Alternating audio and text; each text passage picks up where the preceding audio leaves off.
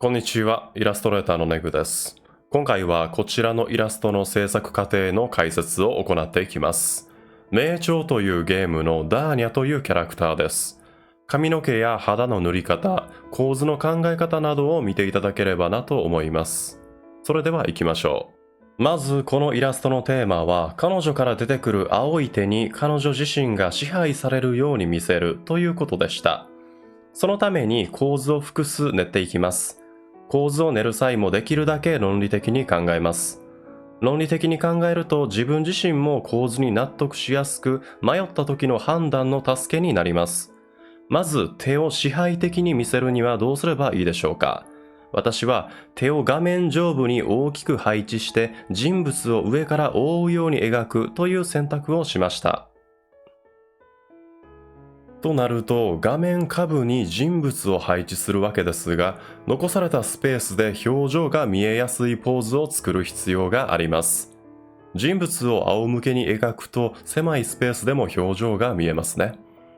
また床に沿って髪の毛がこちらに広がってくるような描写にも挑戦したいという気持ちがありました。ただ人物が手に負けてインパクトに欠けるように感じたので、人物を大きく描く構図も試します。鎖骨や首元など特徴的な陰影ができやすい部位が見えるポーズが好ましいです。顔に赤線を描いていますが、目や鼻を描くためのガイドという役割だけではありません。顔に奥行きを与え、立体的に捉えるための線です。この線一本で側頭部が見えて、眉毛の高さに耳があることがわかりますね。頭って意外と丸くないんです。角や面のある骨格として観察して練習をしましょう。ちなみに私にとってもこの角度の筋肉や骨の見え方は想像しづらかったので、自分で写真を撮って確認しています。資料としては非常に優秀ですが、見るに耐えないしグロいので、用済みになったらすぐ消しましょう。ここで白黒でライティングをつけたのは完成図を想像するためですね。さっきの構図よりも具体的に完成図が見えてきました。念のために別の角度から見た構図も作ってみたのですが、先ほどの構図の方が魅力的に見えました。ということで正式に構図が決まったので、線画を整えていきます。先に髪の毛から描いていきます。基本的に髪の毛を一本ずつ描くのではなく、毛束として描いていきます。その際に意識することは、同じ毛束を作らないということです。髪の毛の長さや太さ、方向や配置感覚など様々な要素がありますが、それらをできるだけばらつかせると退屈な前髪になりにくいです。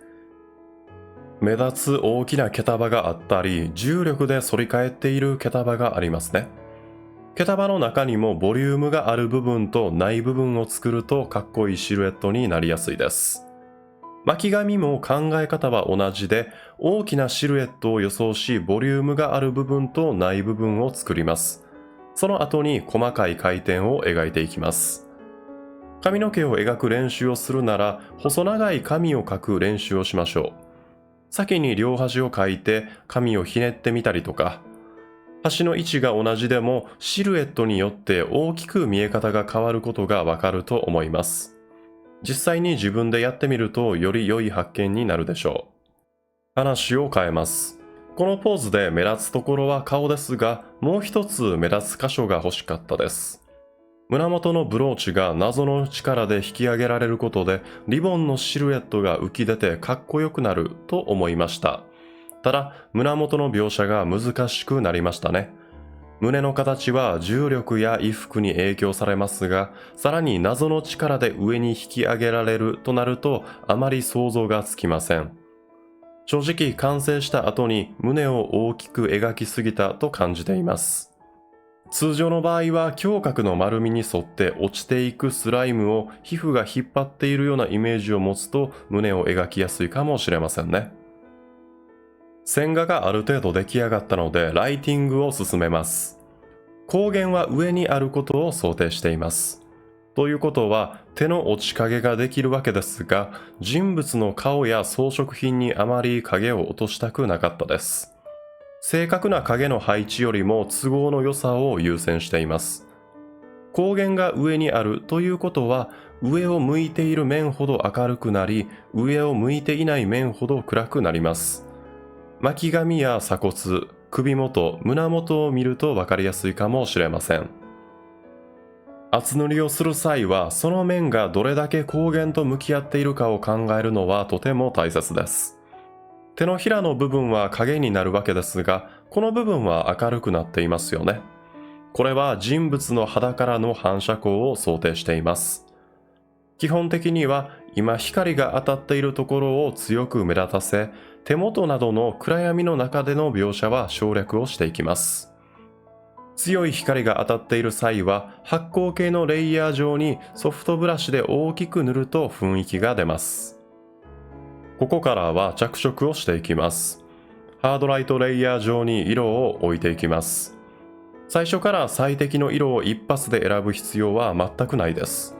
私自身、この色を置いているとき、もうちょっと明るい色の方がいいなと思っていました。後から色は調節できるので、とりあえず全体に色を置くことを優先しています。できるだけ色調は統一するように塗ってありますが、ブローチの青色はワンポイントとして優秀なので、他より鮮やかな色を使います。ところで、さっきまでは強い光だったのに、色を置いた瞬間から光が弱く感じませんでしたか？単純に明部と暗部のコントラストが下がったのもありますが、他にも理由があります。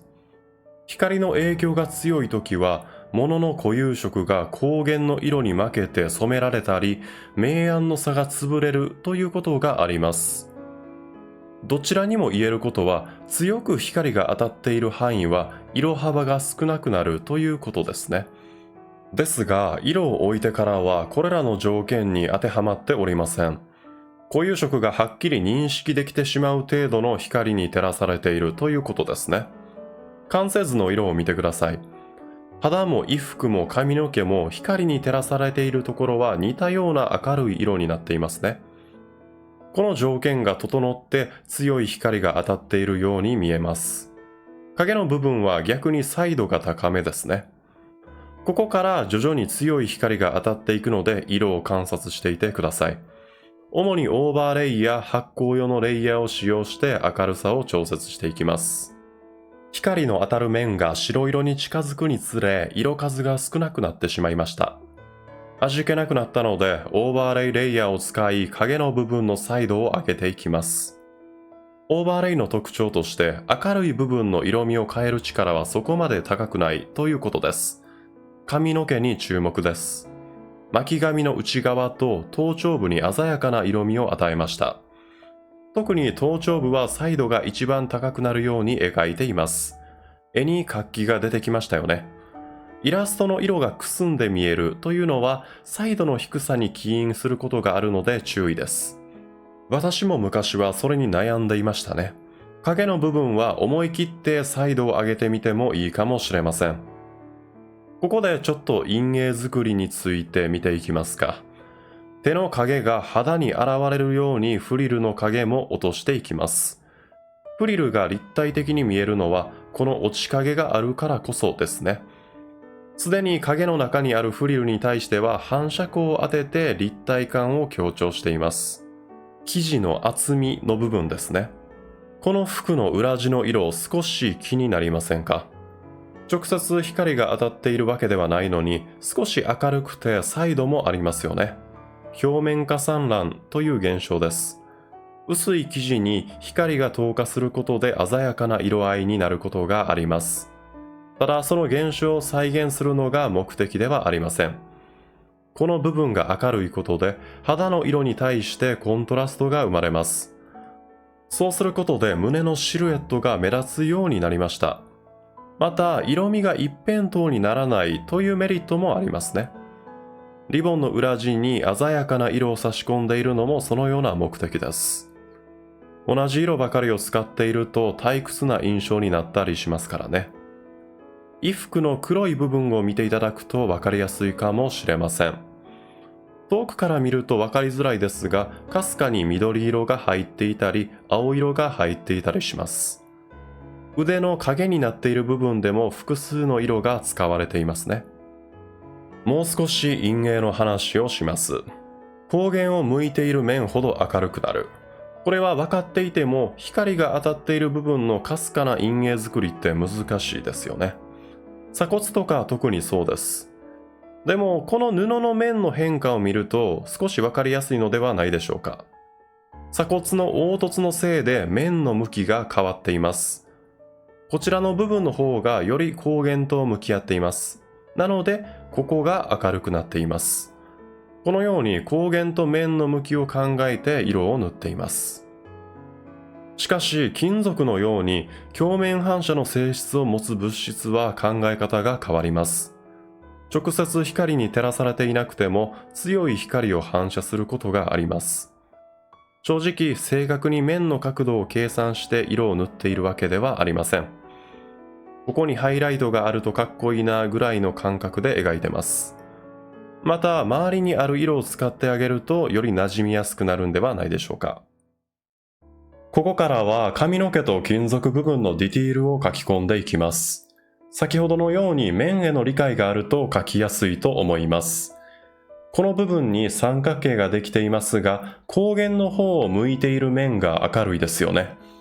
私は初心者の頃はソフトブラシで柔らかく塗りがちでしたが、そうするとこのような面の見え方が甘くなってしまいます。どちらかというとソフトブラシはこのような使い方をします。丸みを出したい時や奥まった箇所によく使いますね。先に巻き髪の方を描き終えて、次は前髪の描写に行きます。先ほど言った奥まった箇所のソフトブラシの使いどころというのはまさにここですね。奥に行くほど暗くなる様がグラデーションのおかげでわかりやすいです。また髪の毛に限らず影の中にできる局所的な明るい面はとてもかっこよく映ります。木漏れ日とかもそうですよね。そのシルエットをぼやかさずにはっきり描くとよりかっこよさを実感できると思います。情報量を増やすにもいい手法です。鎖を描いていきます。一辺倒な塗りにならないために周囲の暗い色や明るい色も使います。アクセントに水色を使っていますが、髪の毛のピンクとかも使った方が良かったですね。最初は鎖の線画を描いていましたが、上の鎖を描く際は線ではなくシルエットから描き始めました。時間短縮にもなるし、鎖同士が重なり合う部分の描写が楽になりました。